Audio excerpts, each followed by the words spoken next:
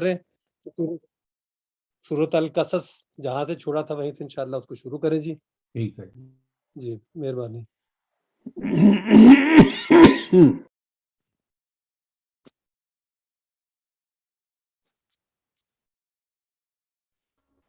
مولانا آپ اپنا مائک آن کر لیں، آپ کا مائک بند ہو گیا.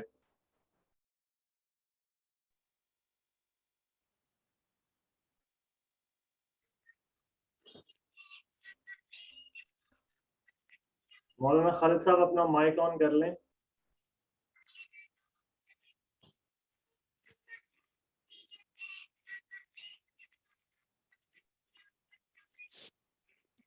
مولانا صاحب آپ کا مائک کام نہیں کر رہا. شکریہ، ہو گیا ٹھیک. إنه الحق من ربنا إنا كنا من قبله مسلمين أولئك يؤتون أجرهم مرتين بما صبروا ويدرؤون بالحسنة السيئة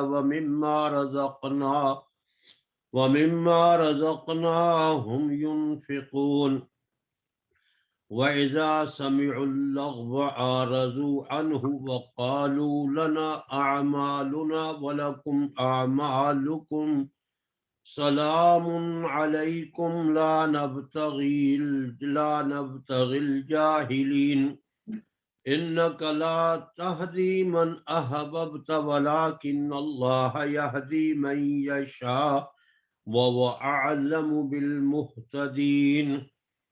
صدق اللہ العظیم وصدق رسولہ النبی الکریم. یا رب صل وسلم دائما ابدا ابدا ابدا علی حبیبک خیر الخلق کلہم. سبحانک لا علم لنا الا ما علمتنا انک انت العلیم الحکیم.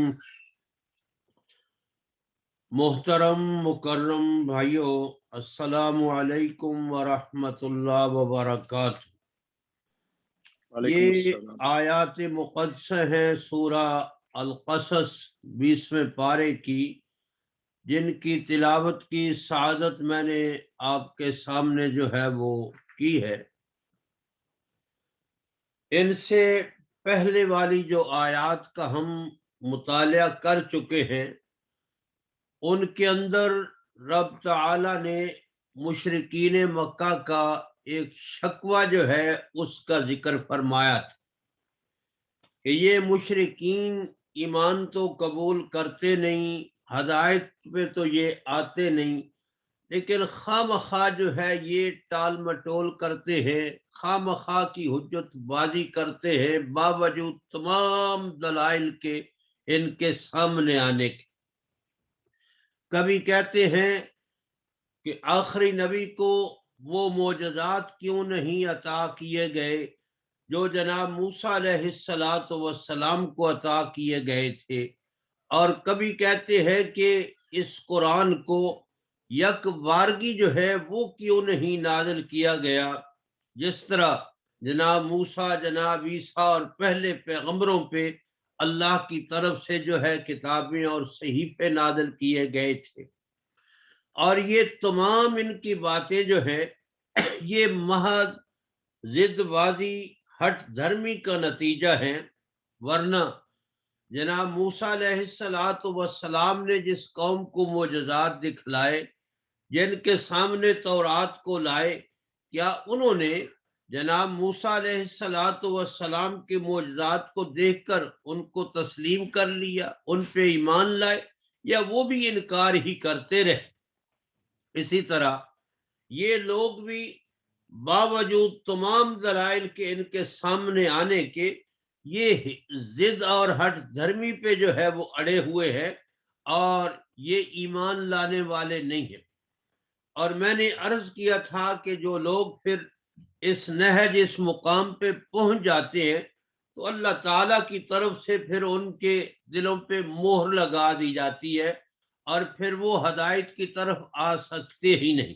جس طرح اس سے پہلے درس میں رب تعالیٰ نے فرمایا تھا ان اللہ لا یہدی القوم الظالمین کہ ایسی ظالم قوم کو اللہ پھر ہدایت نہیں فرماتا۔ اب ان آیات میں رب تعالی فرماتے ہیں وَلَقَدْ وَصَّلْنَا لَهُمُ الْقَوْلَ لَعَلَّهُمْ يَتَذَكَّرُونَ، اور یقیناً ہم نے ملا دیا ان کے لیے ہدایت کی بات کو تاکہ یہ نصیحت حاصل کریں۔ لام اور قد جو ہے میں نے عرض کیا تھا کہ جب ماضی پہ آتا ہے تو یہ تحقیق کا معنی بھی دیتا ہے، تاکید کا معنی بھی دیتا ہے، اور ساتھ ساتھ یہ قسم کا معنی بھی دیتا ہے۔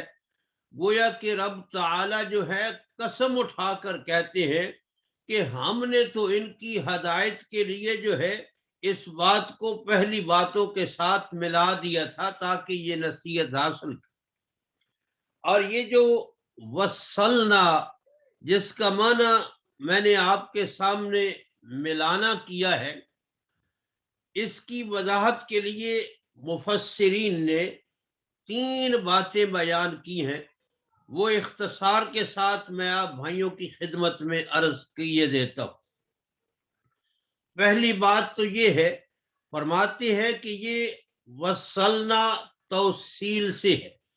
توصیل کا معنی ہوتا ہے جس طرح آپ کو رسی جو ہے اس کو بانٹتے ہیں اور اس کے اندر جو ہے آپ وہ دھاگے اور ریشے ملاتے چلے جاتے ہیں اور وہ رسی کا حصہ جو ہے وہ بنتے چلے جاتے ہیں اور پھر وہ ایک مضبوط رسی جو ہے وہ تیار ہو جاتی ہے۔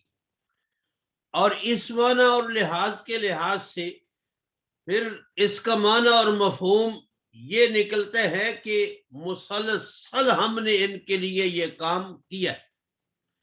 اور فرمایا کہ انبیاء علیہم السلام کی جو دعوت تھی اور انبیاء علیہم السلام کا جو اللہ کی طرف لوگوں کو بلانا تھا، اس کی یہی کیفیت تھی کہ آپ ایک ایک آدمی کو 20 مرتبہ جو ہے وہ دعوت دیا کرتے تھے اور پھر بار بار وہ انکار کرتے، لیکن بار بار ان کے انکار کی وجہ سے کبھی پیغمبر جو ہے وہ اکتائے نہیں اور کبھی پیغمبروں نے اس بات کو، اس دعوت کو چھوڑا نہیں۔ آپ جانتے ہیں کہ آدمی 1-2 دفعہ جب اپنے بچوں کو کچھ بات کہتا ہے وہ نہیں مانتے تو پھر آدمی ہتھیار پھینک دیتا ہے اور شکست مان لیتا ہے کہ یہ تو مانتے نہیں۔ لیکن اللہ تعالی نے انبیاء علیہم السلام کے ذمہ جو بات لگائی تھی، جو کام لگایا تھا، اس کو مسلسل پوری زندگی وہ کرتے رہے اور بار بار آگے سے لوگ انکار کرتے رہے۔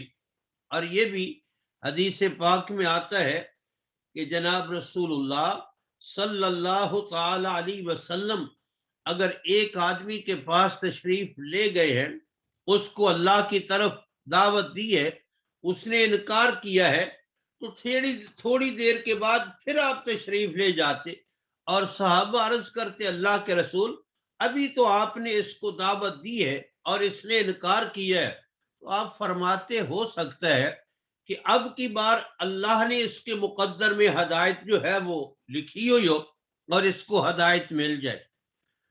تو مسلسل جو ہے وہ اللہ کے پاک پیغمبر اپنی اپنی قوموں کو اس ہدایت کی طرف بلاتے رہے اور دعوت دیتے رہے اور کبھی وہ اس کام سے اکتائے نہیں۔ سورہ یوسف کے اندر یقیناً آپ نے مطالعہ کیا ہوگا کہ رب تعالی جہاں اپنے محبوب کے منصب زندگی کا ذکر فرماتے ہیں تو وہاں بھی اسی بات کا ذکر کیا جا رہا ہے۔ قُلْ هَٰذِهِ سَبِيلِي أَدْعُو إِلَى اللَّهِ عَلَىٰ بَصِيرَةٍ أَنَا وَمَنِ اتَّبَعَنِي، میرے پاک پیغمبر کہہ دیجئے کہ میری زندگی کا راستہ اور مقصد یہ ہے کہ ادعو الی اللہ، میں اللہ کی طرف لوگوں کو بلاتا ہی رہوں۔ یہ ادعو فعل مضارع ہے اور یہ استمرار پہ دلالت کرتا ہے، یعنی کسی کام کو بار بار کرنا اور تسلسل کے ساتھ کرنا اور ہمیشہ کرنا جو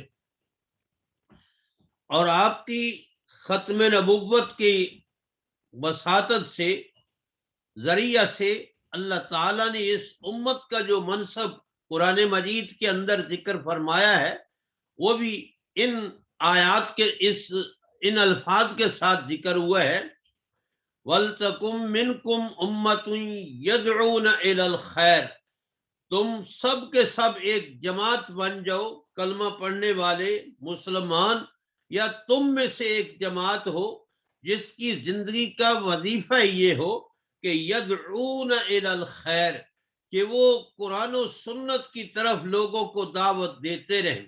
یہاں بھی یدعون فعل مضارع ہے جو استمرار اور ہمیشگی پہ دلالت کرتا ہے کہ ہمیشہ یہ کام جو ہے یہ کرتے رہیں۔ تو ایک تو اس کا معنی اور مفہوم یہ ہوا کہ انبیاء علیہم الصلاۃ والسلام کی جو دعوت تھی ان کی قوموں اور ان کی ملتوں کے لیے وہ مسلسل جو ہے وہ جاری رہی، اور کبھی اس کے اندر جو ہے جب تک پیغمبر رہے انقطاع نہیں آیا، اور نہ ہی کبھی پیغمبر جو ہے اس دعوت سے اکتائے۔ اور دوسرا اس کا معنی اور مفہوم مفسرین نے یہ ذکر کیا ہے کہ اللہ رب العالمین نے قرآن حکیم سے پہلے تورات اور انجیل اور دوسری کتابیں نازل فرمائیں، اور جب تک ان کی تعلیم صحیح معنوں میں تعلیم رہی اور لوگوں نے ان کے اندر تعریف نہیں کر دی تو اللہ تعالیٰ نے جو ہے ان کے ذریعے سے لوگوں کو جو ہے وہ ہدایت عطا، اللہ تعالیٰ ہدایت فرماتے، لیکن جب تعریف ہو گئی تو اس کے بعد رب تعالیٰ نے پھر قرآن حکیم کو جو ہے وہ نازل فرما دیا۔ یعنی اللہ تعالیٰ نے لوگوں کی ہدایت کے لیے یہ جو سلسلہ تھا اس کو ختم نہیں ہونے دیا، بلکہ اس کو ایک دوسرے کے ساتھ رب تعالیٰ نے ملا ہی دیا ہے، اور یہ ملتا جا رہا۔ قرآن حکیم جب نازل ہوا تو رب تعالیٰ نے اس کی حفاظت کی ذمہ داری جو ہے وہ خود اپنے ذمہ لی ہوئی ہے، جس طرح سورہ حجر کے اندر رب تعالیٰ نے فرمایا اِنَّا نَحْنُ نَزَّلْنَا الذِّكْرَ وَإِنَّا لَهُ لَحَافِظُونَ، کہ یقیناً ہم نے اس ذکر کو نازل کیا ہے اور ہم ہی اس ذکر کی حفاظت بھی کرنے والے ہیں۔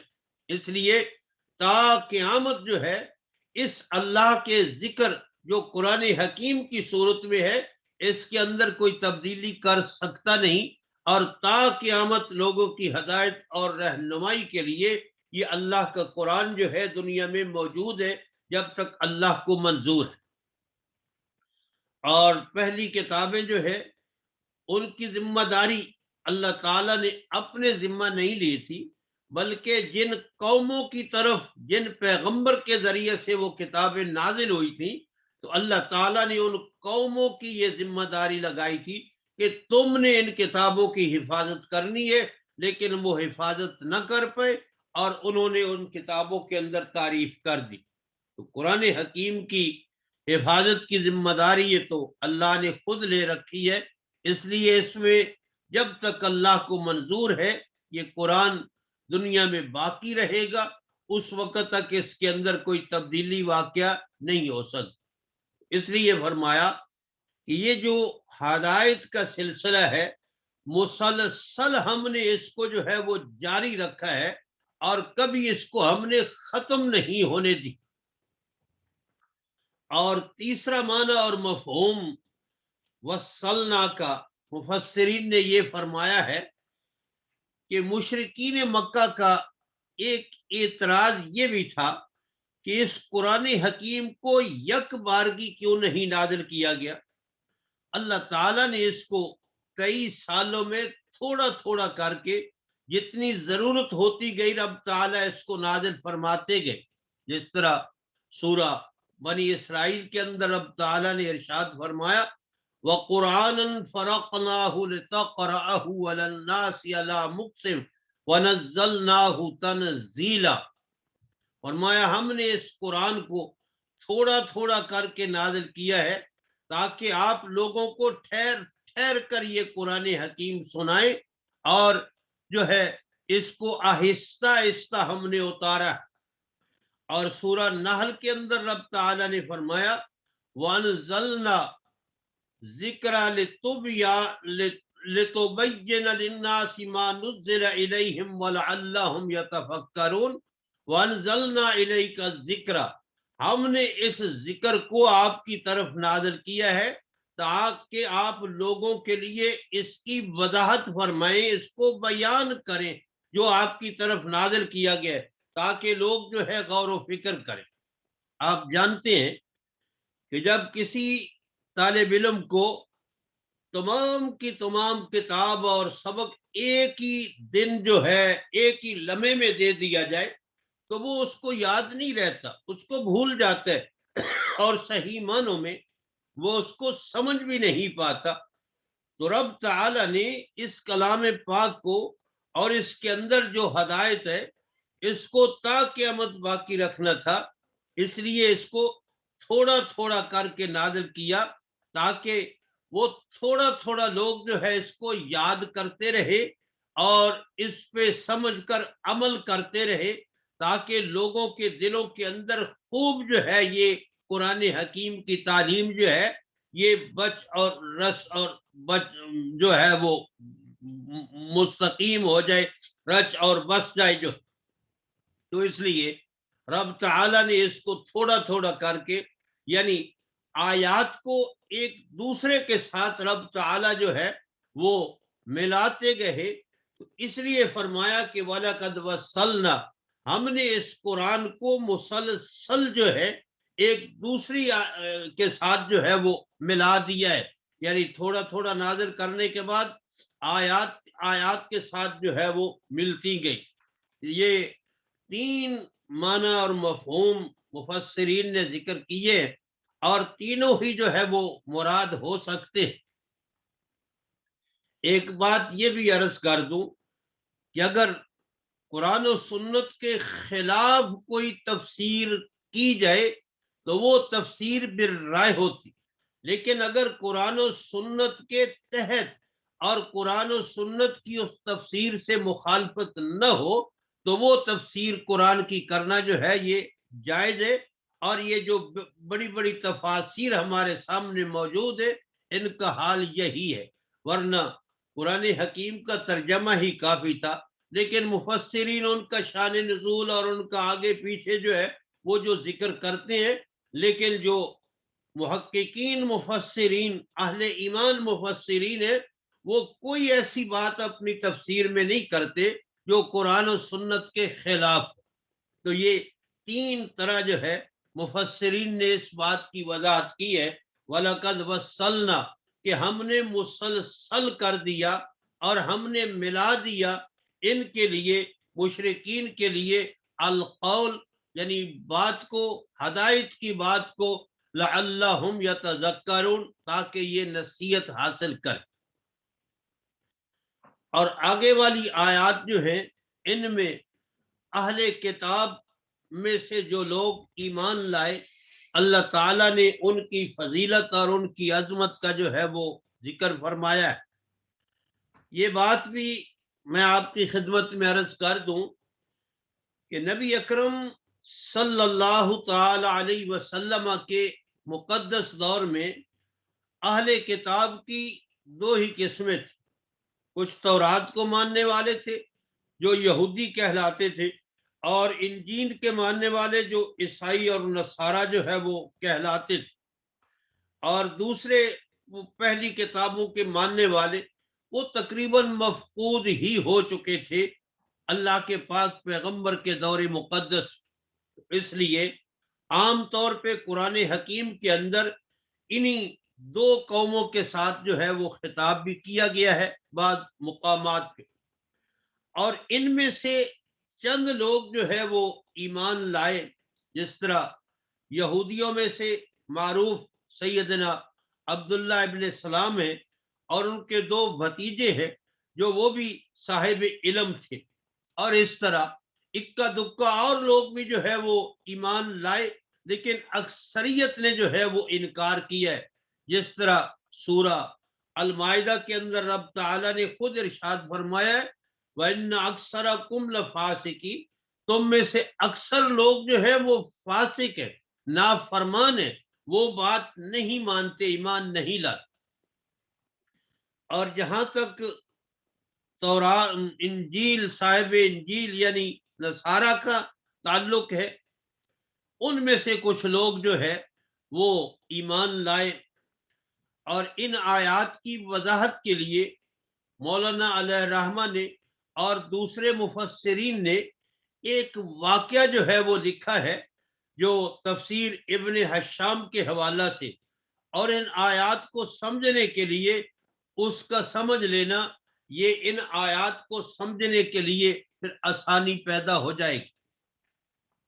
واقعہ یہ ہے کہ جب نبوت کے 5ویں سال کے درمیانی حصے میں اہل ایمان ہجرت کر کے حبشہ تشریف لے گئے، اور مشرکین مکہ نے پیچھے سے ان کو واپس لانے کے لیے بہت تحفے تحائف دے کر جو ہے وہ نجاشی حبشہ کا جو بادشاہ تھا اس کے لیے بھیجے، تو انہوں نے سیدنا جعفر اور ان کے ساتھیوں کو بلایا، سورہ مریم ان کے سامنے تلاوت کی، اور انہوں نے جب سنا تو نجاشی ایمان لے آیا۔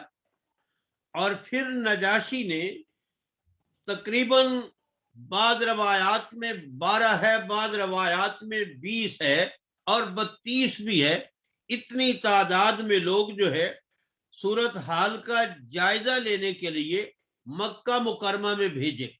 اور جب وہ لوگ مکہ مکرمہ میں حاضر ہوئے، جناب رسول اللہ صلی اللہ تعالی علیہ وسلم کی ذات گرامی سے حرم پاک کے اندر ان کی ملاقات ہوئی، تو انہوں نے عرض کیا کہ آپ کیا تعلیم دیتے ہیں؟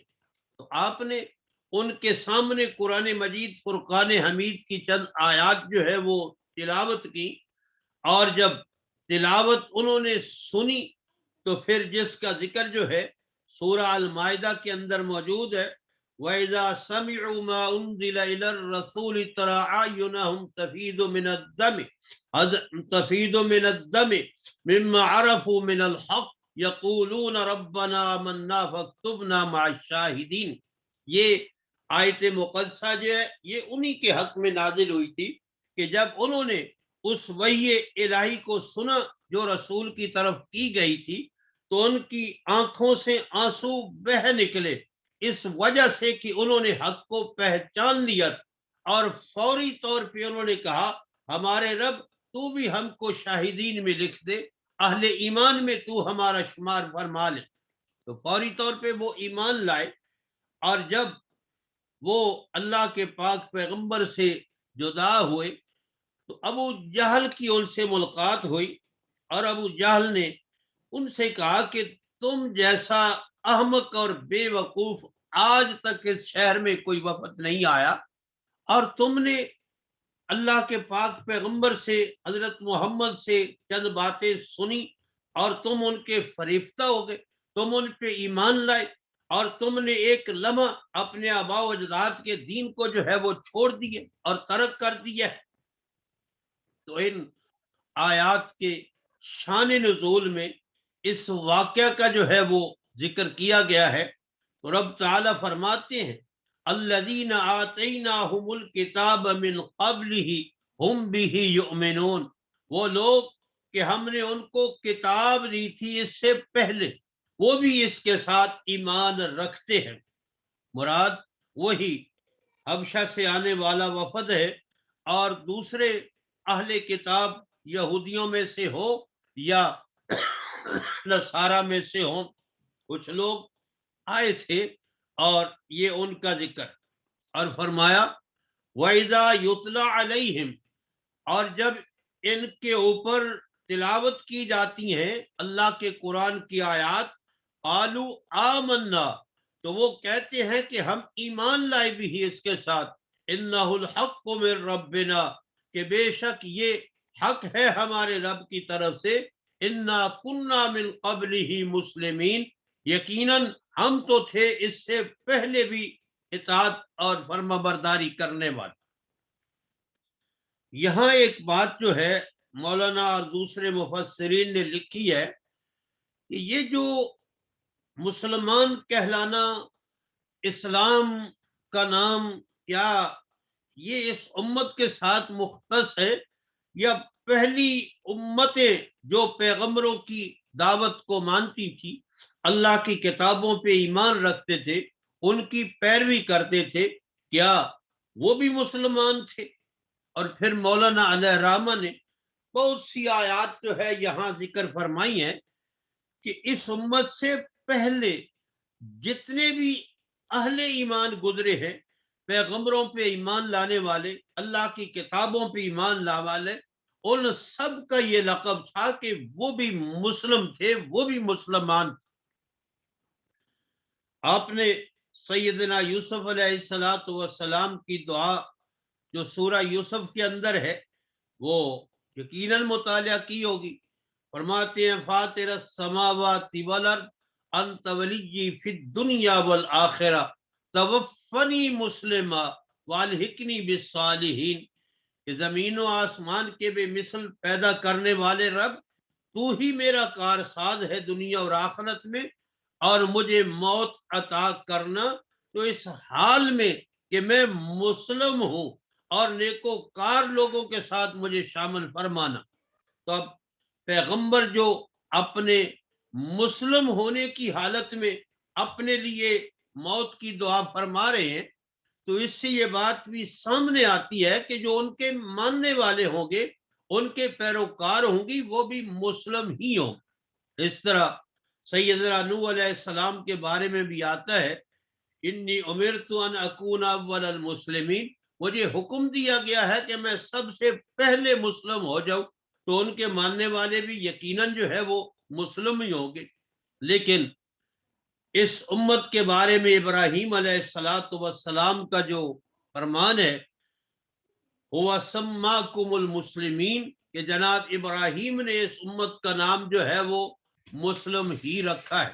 تو اس لیے یہ اسلام اور مسلم ہونا یہ صرف ہمارے ساتھ مختص نہیں ہے، بلکہ ہم سے پہلے جو ملتیں گزری ہے جنہوں نے انبیاء کی پیروی کی اور کتابوں پہ ایمان لائے، تو اللہ تعالیٰ نے ان کو بھی اسلام کے لقب سے جو ہے وہ نوازا تھا۔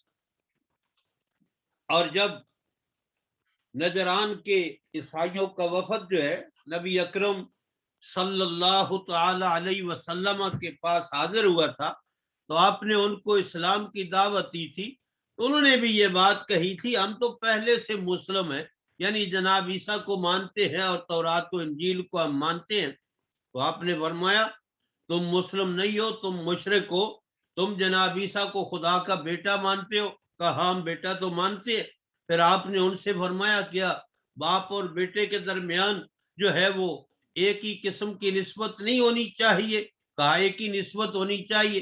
فرمایا کیا خدا جو ہے وہ کو کھاتا پیتا ہے؟ کہا وہ تو نہیں کھانے پینے سے پاک ہے۔ تو جناب عیسیٰ علیہ السلام کھاتے پیتے ہیں، وہ خدا نیند سے پاک ہے، جناب عیسیٰ جو ہے وہ نیند بھی کرتے۔ تو اس طرح نبی پاک صلی اللہ علیہ وسلم نے ان کے سامنے دلائل دیے تھے جو سورہ آل عمران میں پہلے گزر چکا ہے۔ تو انہوں نے بھی کہا تھا کہ ہم تو پہلے سے مسلم ہیں۔ یہاں جو قرآن حکیم پہ اہل کتاب میں سے لوگ ایمان لائے، جب ان کے سامنے قرآن حکیم کی آیات تلاوت کی جاتی ہیں تو وہ پکار اٹھتے ہیں کہ ہم ایمان لائے، اور یہ قرآن ہمارے رب کی طرف سے حق بات بتلانے، اور ہم اس سے پہلے بھی یعنی پہلی کتابوں پہ ماننے والے پیغمبروں کے ہم مسلم۔ اولئک یؤتون اجرهم مرتين بما صبروا ويدرؤون بالحسنة السیئة ومما رزقناهم ينفقون۔ فرمایا یہی وہ لوگ ہیں جن کو دیا جائے گا ان کا اجر 2 مرتبہ بسبب اس کے کہ انہوں نے صبر کیا اور انہوں نے رد کیا اچھائی کے ساتھ برائی کو، اور جو کچھ ہم نے ان کو رزق دیا ہے اس سے وہ خرچ بھی کرتے رہتے۔ نبی اکرم صلی اللہ تعالی علیہ وسلم کا فرمان ہے 3 قسم کے وہ لوگ ہیں جن کو اللہ تعالی ان کے اعمال کا دوہرا اجر عطا فرماتے ہیں۔ ایک تو یہی اہل کتاب جو پہلے اہل کتاب تھے اور پھر وہ اس آخری شریعت اور قرآن اور آخری نبی پہ ایمان لائے، فرمایا ان کے لیے ان کے اعمال کا دوہرا اجر ہے بنسبت دوسرے لوگوں کو۔ اور ایک فرمایا کہ وہ غلام جو اپنے آقا کی خدمت بھی کرتا ہے اور رب کی عبادت بھی کرتا ہے، نبی پاک صلی اللہ علیہ وسلم نے فرمایا، بخاری شریف کی حدیث ہے، اس کے لیے بھی دوہرا اجر ہے، یعنی اس کے اعمال کا اللہ تعالیٰ ڈبل اجر اس کو عطا فرماتے۔ اور تیسرے فرمایا وہ آدمی جس کے پاس لونڈی ہو، کنیز ہو، باندی ہو، وہ اس کی تعلیم اچھی طرح کرے اور پھر اس کو آزاد کر کے اس کے ساتھ نکاح کر لے، اللہ تعالیٰ اس کو بھی اس کے اعمال کا دوہرا اجر جو ہے وہ عطا فرماتے ہیں کہ اس نے اس کے ساتھ جو ہے وہ احسان کیا ہے۔ اب علماء نے اس کی وجوہات بھی لکھی ہیں، لیکن اصل بات یہ ہے کہ اللہ رب العالمین جو فیصلہ فرما دیتے ہیں تو پھر وہ فیصلہ حق اور سچ ہوتا ہے، اس کے اندر پھر آگے سے چوروں چراں کی کوئی گنجائش باقی نہیں ہوتی کہ ان کو یہ دوہرا اجر جو ہے وہ کیوں عطا کیا جاتا ہے۔ یہاں آپ غور فرمائیں، رب تعالی نے فرمایا اجرہم مرتین، یہ نہیں فرمایا کہ یؤتون اجرین، ان کو دو قسم کا اجر، دوہرا اجر، مرتین کا لفظ بھی ساتھ ہے، جس کا مطلب یہ ہے کہ وہ ایک نماز پڑھتے ہیں تو اللہ تعالیٰ ان کی نماز کو دو نمازیں بنا دیتے، یہ مرتین کا ذکر۔ اور اسی سلسلہ میں سورہ الاحزاب کے اندر رب تعالیٰ نے ازواج مطہرات کے حق میں بھی یہ بات ارشاد فرمائی ہے، فرمایا 22ویں پارے کی یہ پہلی آیت ہے، وَمَن يَقْنُتْ مِنْكُنَّ لِلَّهِ وَرَسُولِهِ وَتَعْمَلْ صَالِحًا نُؤْتِهَا أَجْرَهَا مَرَّتَيْنِ وَأَعْتَدْنَا لَهَا رِزْقًا كَرِيمًا۔ فرمایا جو ازواج مطہرات میں سے اطاعت و فرما برداری کرنے والی ہے اللہ اور اللہ کے رسول کے لیے اور اچھے اعمال کرتی ہیں، ہم ان کو ان کا اجر عطا کریں گے مرتین، دوہرا، دوسری خواتین، دوسرے مردوں کے مقابلہ میں، اور ہم نے تیار کیا ان کے لیے رزق کریم، پاکیزہ رزق جو ہے۔ تو اللہ تعالیٰ نے اپنے بندوں میں سے کچھ بندوں کو اگر یہ خصوصیات عطا فرما دی ہیں تو پھر یہ اللہ کی مرضی ہے، اور اللہ کے رسول نے ان بندوں کے بارے میں اطلاع دے دی ہے کہ وہ غلام جو آقا کی خدمت کرتا ہے اور اللہ کی عبادت کرتا ہے، اور وہ آدمی جس کی کنیز ہو اور اس نے اس کو آزاد کیا ہو اور پھر اس کے ساتھ نکاح کیا ہو، یہ سعادت مند لوگ۔ اور فرمایا بما صبروا، بسبب اس کے کہ انہوں نے صبر کیا، یعنی یہ جب ابو جہل نے ان کو لعن طعن کی، یا اس کے علاوہ آپ جانتے ہیں کہ عبداللہ ابن سلام جب مسلمان ہوئے تو انہوں نے عرض کیا یا رسول اللہ، اگر آپ ایک بات کرنے کی اجازت دے تو ہو سکتا ہے میری قوم کو ہدایت مل جائے۔ آپ نے فرمایا کر لو۔ عرض کیا کہ میں پردے کے پیچھے ہو جاتا ہوں، آپ میری قوم کے سرداروں کو بلائیں اور ان سے میرے بارے میں پوچھے کہ کیا وہ گواہی اور شہادت دیتے ہیں۔ جب آپ نے ان لوگوں کو بلایا تو انہوں نے کہا عبداللہ ابن السلام تو ہمارا سردار ہے، اس کا باپ بھی سردار تھا، وہ ہم میں سب سے بڑا عالم ہے، سب سے بڑا متقی پرہیزگار ہے۔ انہوں نے تعریفیں کی، اور ان کی تعریفیں سن کر سیدنا عبداللہ ابن سلام پردے سے باہر آگے، کہا اگر تم میرے بارے میں یہی اعتقاد رکھتے ہو کہ میں تم میں سب سے زیادہ نیک بھی ہوں، سب سے بڑا عالم بھی ہوں، اور میں اور میرا باپ بھی سردار تھے، تو پھر سن لو میں تو ایمان لا چکا ہوں، تم بھی مہربانی کرو ایمان لے آؤ۔ تو فوری طور پہ لوگوں نے پھر آگے سے گالی گلوچ شروع کر دی، تان و تشنیع شروع کر دی۔ تو یہ باتیں تو ہوئی ہیں، جو اہل کتاب میں سے ایمان میں آیا ہے، اب مشرکین نے اور اس کی برادری نے اس کو ستایا تو ہے، لیکن وہ اپنے ایمان پہ صبر کمانا ڈٹے رہے اور پھر ان کے قدم ڈگمگائے نہیں۔ اور فرمایا وَيَدْرَؤُونَ بِالْحَسَنَةِ السَّيِّئَةَ، اور وہ دفع کرتے ہیں برائی کو نیکی کے ساتھ۔ اس کے تفسیر و تشریح میں مفسرین نے دو باتیں ارشاد فرمائی ہیں، اور دونوں جو ہے وہ ممکن ہے، ہو سکتی ہیں۔ ایک تو یہ ہے کہ جب ان سے کوئی غلطی ہو جائے بتقاضۂ بشریت جو ہے، تو اس کے بعد فوری طور پہ یہ استغفار کرتے ہیں اور نیک کام کرتے ہیں تاکہ جو ہم سے غلطی ہوئی ہے وہ معاف ہو جائے۔ اور نبی پاک صلی اللہ تعالی علیہ وسلم کا فرمان بھی یہ ہے، سیدنا معاذ کو جب آپ یمن بھیجنے والے تھے، بھیج رہے تھے، تو آپ نے یہی فرمایا معاذ برائی کے بعد اچھائی کیا کرو۔ سیدنا ابو ذر غفاری رضی اللہ تعالیٰ عنہ کو بھی فرمایا کہ جب کوئی غلطی ہو جائے تو فوری طور پہ جو ہے اس سے رجوع کرو اور اللہ سے معافی مانگو اور نیکی کرو۔ اور سورہ ہود کے اندر بھی رب تعالیٰ نے اس بات کا ذکر فرمایا ہے کہ نیکیاں جو ہے یہ برائیوں کو لے جاتی۔ ایک تو یہ معنی اور مفہوم ہے۔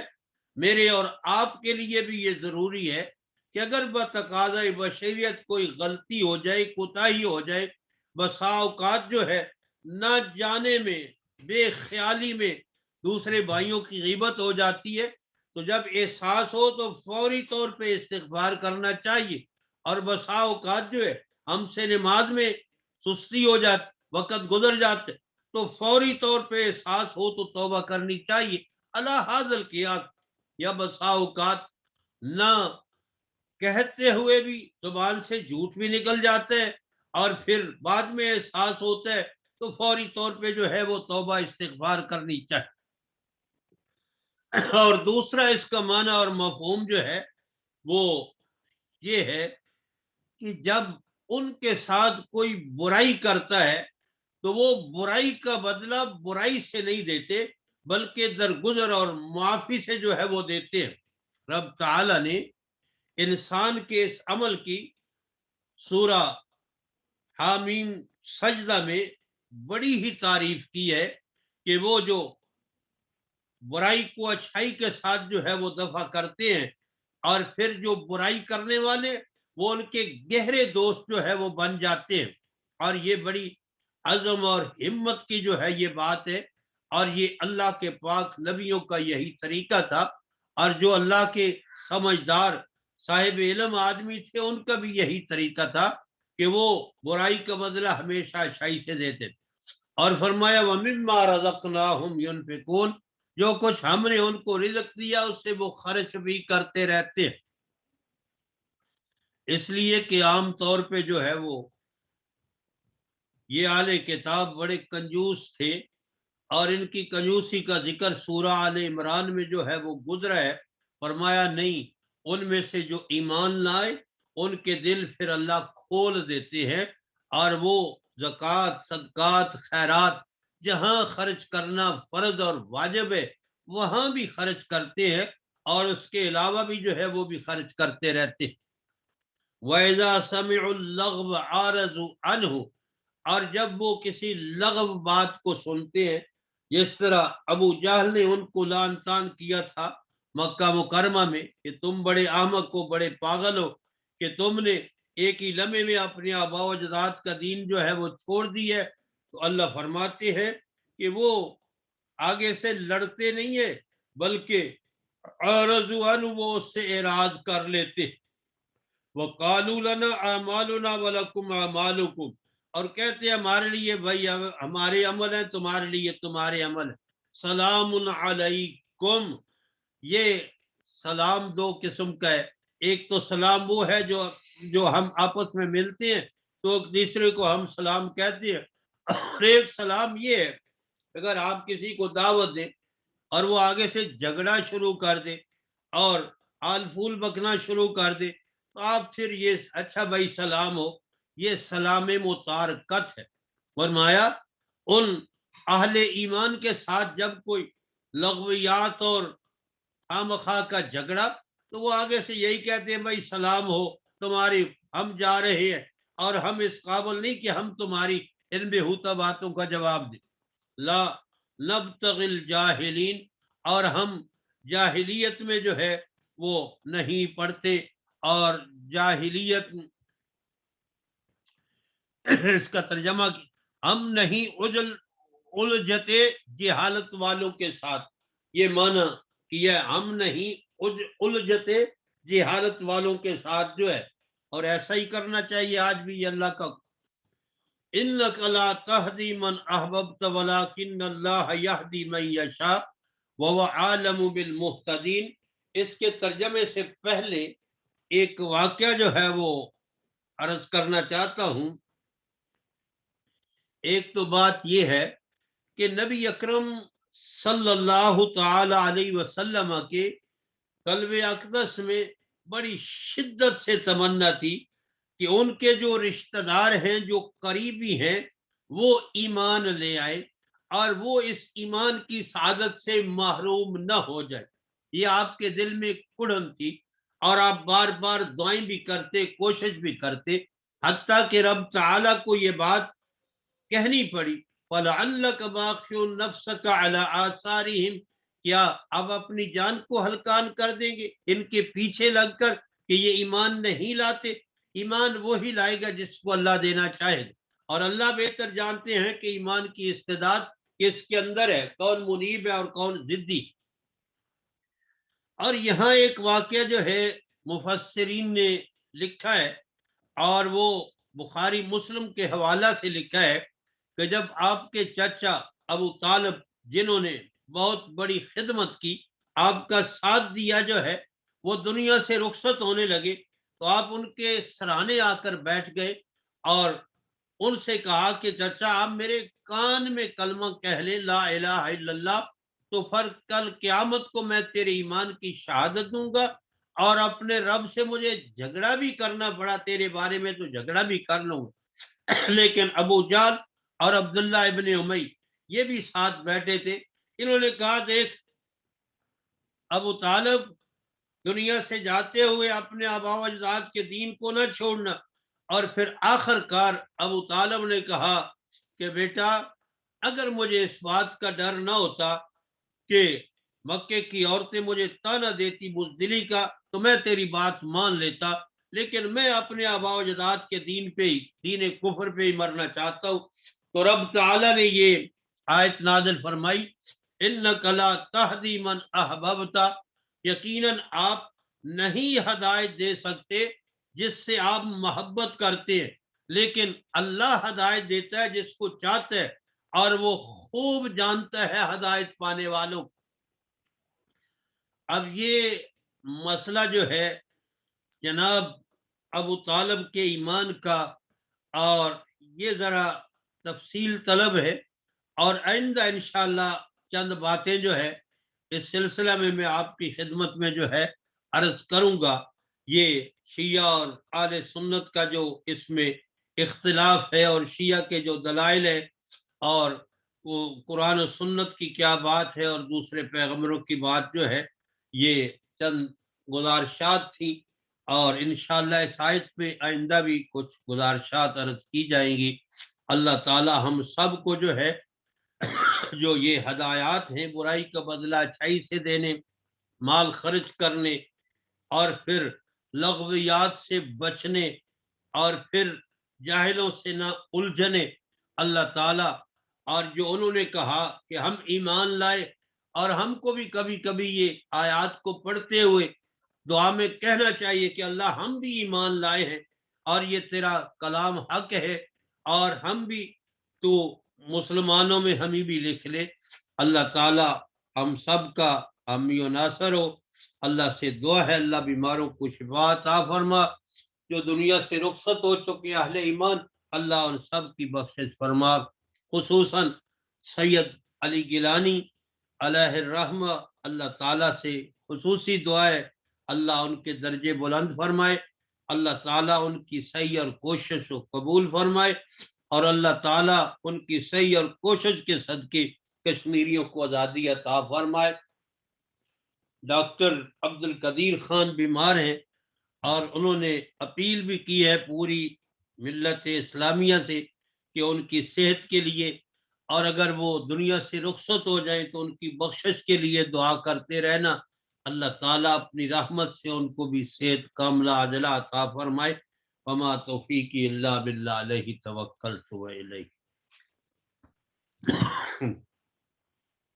ماشاء اللہ جی مولانا صاحب، آج کا قرآن کا درس جو ہے بہت مدلل تھا، بہت سارے سوال ایسے ہیں جو اس درس کے اندر سے یعنی کہ آج کے درس کے سے وہ حل ہو گئے، اور یقین ہے کہ جو ساتھی اس درس کو سن رہے ہیں ان کے اندر بھی بہت سارے سوالات ایسے ہوں گے جو آج کے درس سے ان کے حل ہو گئے ہوں گے، لیکن اس کے باوجود اگر کسی ساتھی کے ذہن کے اندر اس درس کے حوالے سے کوئی سوال ہو جی اور فرمائیں جی، وہ ضرور انشاءاللہ کر سکتا ہے۔ ویسے مولانا صاحب نے آخر کے اندر یعنی کہ کچھ جو پوائنٹس ہیں ان کو پھر سے بھی یعنی کہ کلیئر کر دیا تھا کہ اس قرآن کے درس کے اندر خاص چیزیں جو ہیں وہ کیا تھی۔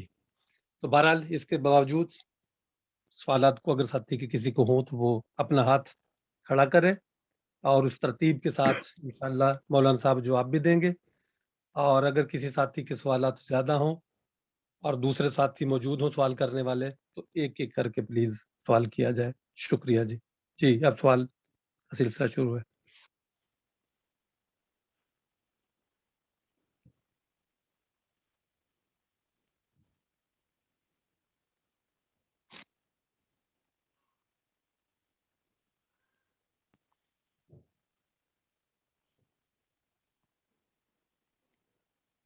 جی ابھی تک کسی ساتھی کا جی سوال نہیں ہے۔ وہ بھائی آج موجود نہیں ہے جو سوال کرنے والے تھے؟ سوال کرنے والے ساتھی موجود ہیں؟ عاطف بھائی شاید آپ پتہ نہیں، جی کوئی سوال ایسا آپ کا؟ جی وہ میں اچھے سوال کرتے تھے۔ لوگوں کو موقع دینے کے لیے سوال کریں۔ جی وہ کوشش تو یہی ہے انشاءاللہ کہ دو سوال کریں، پھر اچھا تاکہ بعد میں یہ نہ ہونا کہ بھی کسی کو موقع نہیں ملا، اس لیے وہ عاطف بھائی ابھی خاموش ہیں۔ صحیح ہے۔ جی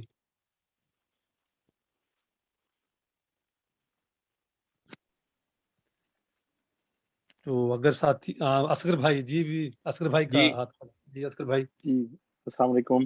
وعلیکم ماشاءاللہ بہت مدلل آپ نے جو ساری ہمیں تبلیغ کی، اس کے اندر کوئی ایسا سوال نہیں ہے، لیکن اس سے پہلے ہم لمبی عمر کی دعاؤں کی ایک بات ہو رہی تھی، تو میرا سوال اس میں یہ ہے کہ ہم لوگ پتہ ہے کہ اس کے اوپر یقین ہے کہ ہماری عمر جو ہے فکس ہے، اس کے باوجود ہم لمبی عمر کی دعائیں کرتے ہیں، اس سلسلے میں ذرا مجھے وضاحت فرما دیجیے۔ یہ تو اللہ کو پتہ ہے نا جی کتنی عمر ہے۔ جب بچے پیدا ہوتے ہیں تو ان کی عمر بھی اللہ کے ہاں لکھی ہوئی ہوتی ہے، لیکن ہم یہی دعا کرتے ہیں کہ اللہ اس کی عمر میں برکت عطا فرمائے اور اس کی عمر جو ہے وہ دراز ہو۔ اب دعا کرنے میں جو ہے تو وہ کوئی حرج، جس طرح آپ کفار کے لیے دعا کر سکتے ہیں کہ یا اللہ ان کو ہدایت عطا فرما دے، اب اللہ کے علم میں ہے کہ ان کو ہدایت ملنی ہے یا نہیں ملنی، لیکن دعا میں تو کوئی حرج کی بات نہیں ہے۔ شکریہ جی اگر مجھے بھی تھوڑی سی اجازت ہو تو میں اس میں تھوڑا سا فرمائیں۔ یہ کر دوں کہ اس کے اندر یہ بھی پہلو ہے کہ جب آدمی خیر و عافیت کے ساتھ اور ایمان کے ساتھ لمبی عمر کی جب دعا کو کرتا ہے جی تو اس کے صاف ظاہر ہے کہ جو خیر عافیت اور ایمان جس کے پاس ہوگا تو جی لمبی عمر کے اندر وہ مزید لوگوں کی اصلاح کے لیے بھی کام کر سکے گا، صحیح ہے۔ اور یعنی کہ دین کا کام اگر ایمان والا ہے، ایمان اللہ نے اس کو ایمان کی دولت سے نوازا ہے تو یہ اس سے بھی یعنی کہ اس میں تھوڑی سی اضافہ ہو جاتا ہے، عمر تو وہی رہے گی جی بے شک۔ جی ہاں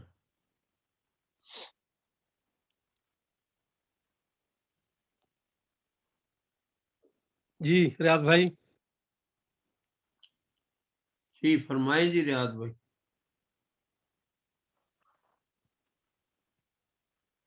ریاض صاحب اپنا مائک آن کر لیں۔ جی شکریہ. السلام علیکم ورحمۃ اللہ. مولانا محترم وہ حضرت موسیٰ علیہ السلام کا بھی وہ واقعہ مشہور ہے جو ایک جوڑا جو جس کی شادی ہوئی تھی کہ ان کو تھا کہ یہ فوت ہو جائے گا اور بعد میں جب وہ پہلی رات میں کھانا کھانے لگے کہ کسی غریب نے پوچھا تھا کہ مجھے کوئی کھانا دو تو انہوں نے وہی کھانا جو اس غریب کو دے دیا تھا.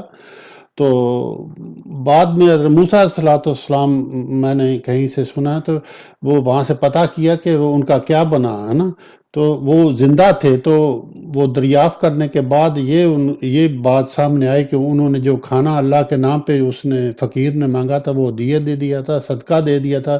اس لیے ان کی بیڈ پہ ایک کالا سانپ تھا, اس میں کچھ خوراک تھی یا کوئی اس کی وجہ سے ان کی زندگی بچ گئی تھی.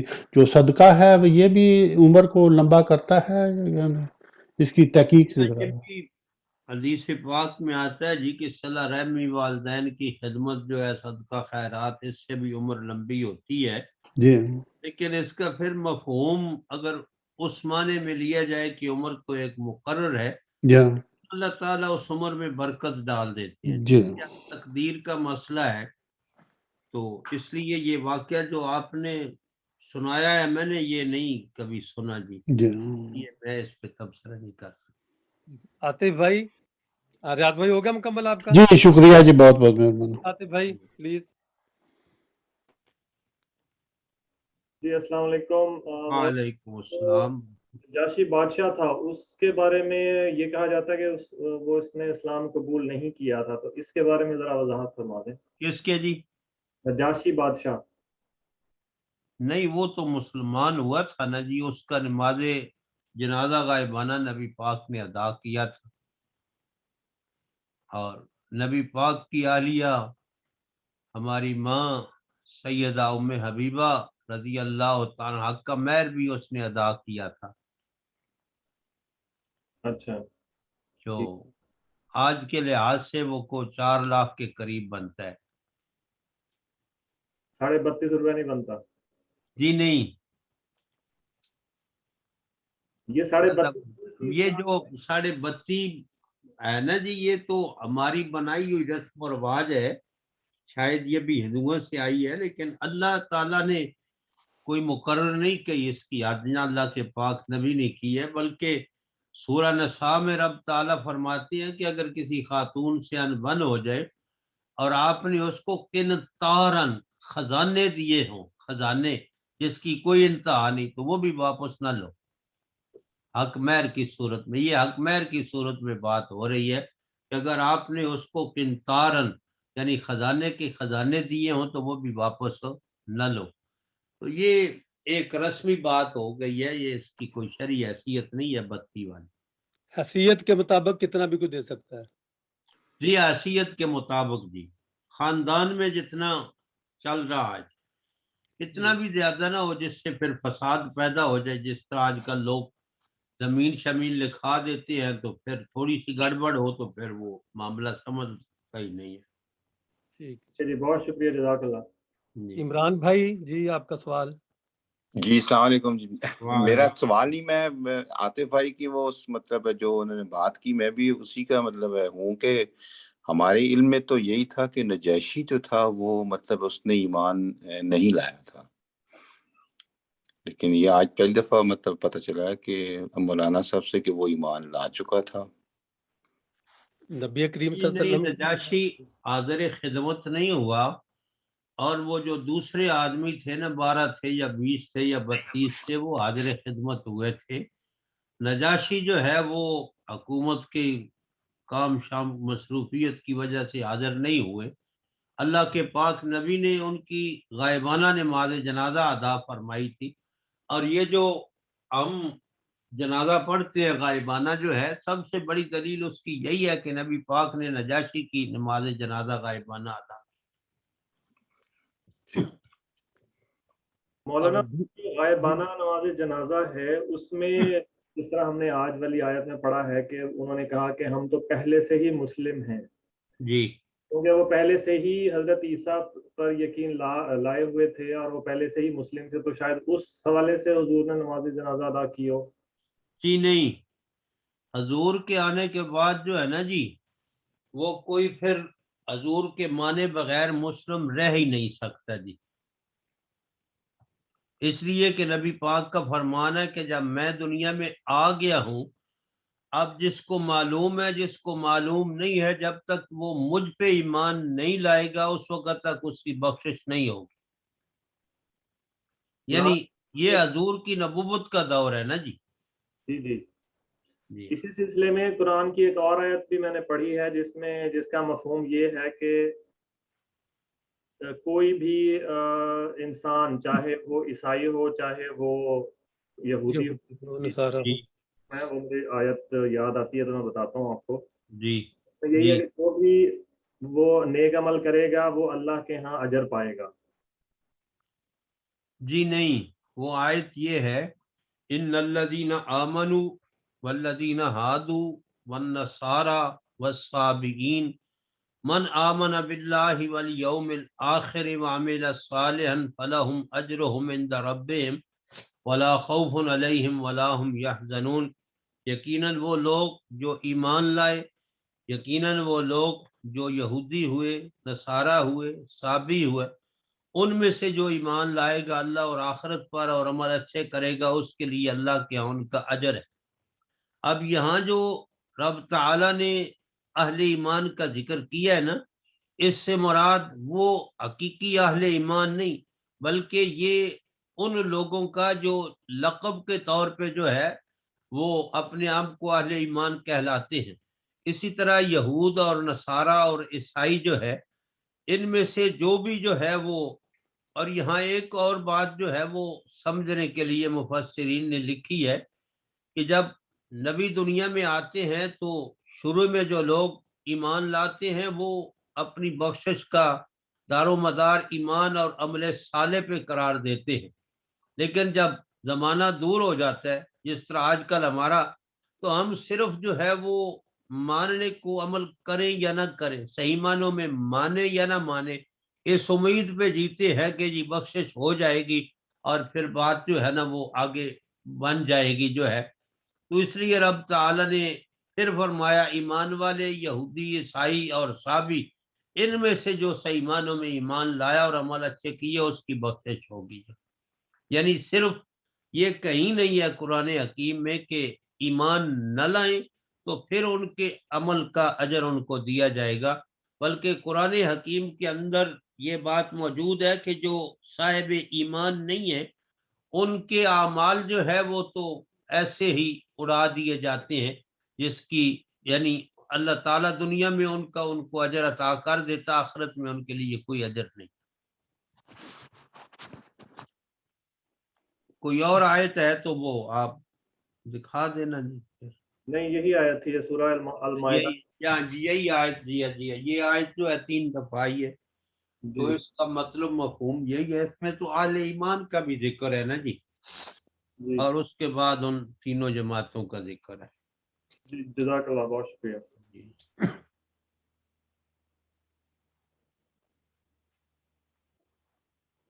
جی کوئی دوسرا بھائی کسی اور کا سوال؟ ہمارے پاس وقت ابھی ہے، اگر کسی بھائی کے پاس سوال ہو.